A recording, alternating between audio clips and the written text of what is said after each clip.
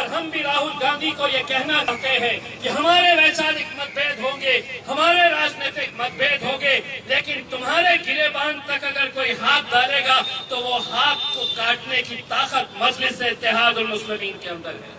क्योंकि आज अगर वो राहुल गांधी तक पहुंच सकते हैं तो कल वो मेरे ख्याल बैरिस्टर असदुद्दीन अवैसी तक भी पहुंचने की हिम्मत रख सकते हैं।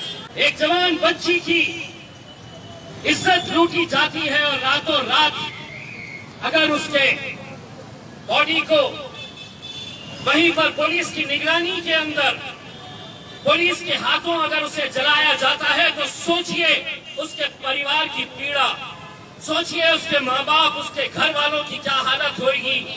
ये एक बच्ची जिसका अंतिम संस्कार भी उनकी मौजूदगी में नहीं कराया गया। ये अगर गुंडा राज नहीं है तो क्या है? और क्यों नहीं वही भारतीय जनता पार्टी के लोग बाहर निकलकर इसकी निंदा कर रहे हैं?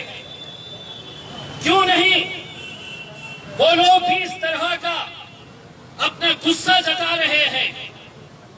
ये महज 40-50 लोग अगर हम यहाँ पर इकट्ठा हुए हैं तो सिर्फ इसलिए कि कल जब हमें परमिशन दी गई तो हमें बताया गया कि 20 लोग से ज्यादा नहीं रहने चाहिए, 30 लोग से ज्यादा नहीं रहने चाहिए।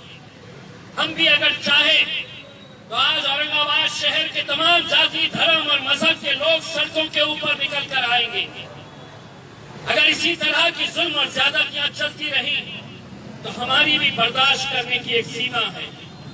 हम भी एक हद तक बर्दाश्त करेंगे, लेकिन जिस दिन हमारी बर्दाश्त करने की सीमा खत्म हो जाएगी तब हम भी सड़कों के ऊपर निकल आएंगे। जब हम देखेंगे कि जो कानून जिसकी जिम्मेदारी है रक्षा करना, अगर वही भक्षक हो जाएगा तो कहीं ना कहीं ये जनता को, समाज को सड़कों के ऊपर आना पड़ेगा।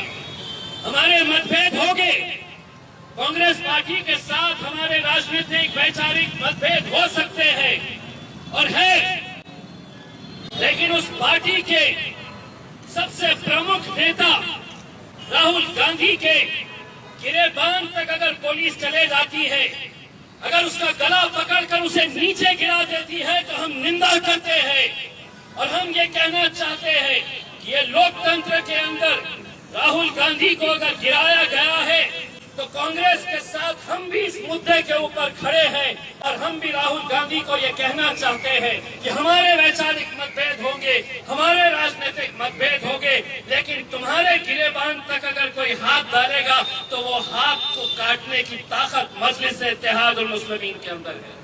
क्योंकि आज अगर वो राहुल गांधी तक पहुंच सकते हैं तो कल वो मेरे ख्याल बैरिस्टर असदुद्दीन अवैसी तक भी पहुंचने की हिम्मत रख सकते हैं। जहां पर भारतीय जनता पार्टी भी यहाँ पर औरंगाबाद में कहीं पर भी क्यों ना हो, ये सोच ले कि अगर तुम्हारे घर में बेटियां हैं, तुम्हारे घर में अपनी बहनें हैं तो तुम्हें इस घटना की निंदा करनी होगी।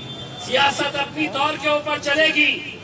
ये चोर, ये लुच्चे लफंगे आएंगे जाएंगे। ये मुख्यमंत्री योगी आदित्यनाथ आज रहेगा, कल नहीं रहेगा, लेकिन अगर उसका समर्थन करेंगे तो सोचिए उन दरिंदों की हिम्मत कैसे बढ़ेगी। वो दरिंदों को लगेगा कि मुझे तो अगर सरकार की ताकत मेरे साथ में है तो मैं ऐसे ही बलात्कार करते जाऊंगा। और सिर्फ एक ही नहीं, यही मनीषा नाम की लड़की नहीं, हम राय रोज उत्तर प्रदेश के अंदर, बलरामपुर के अंदर, भदोही के अंदर हर रोज इस तरह की बलात्कार की घटनाएं हो रही हैं। लेकिन अगर इनकी निंदा नहीं की गई, अगर योगी आदित्यनाथ को वहां से हटाया नहीं गया तो हम तो ये समझेंगे कि इन बलात्कारियों का समर्थन इस मुल्क के वजीर आजम नरेंद्र मोदी और अमित शाह भी कर रहे हैं। इन दरिंदों की हिमायत वो लोग भी कर रहे हैं। कहाँ है वो स्मृति ईरानी जिसने आजम खान के एक जुमले के ऊपर लोकसभा के अंदर इतना हंगामा खड़ा कर दिया था? अगर तू महिला है तो तुझे बाहर निकलकर इस बच्ची के दरिंदे जितने भी थे इनके खिलाफ बोलना पड़ेगा। अगर तुम नहीं बोलेंगे तो अगले अधिवेशन के अंदर तुम्हें हमारा भी सामना करना पड़ेगा।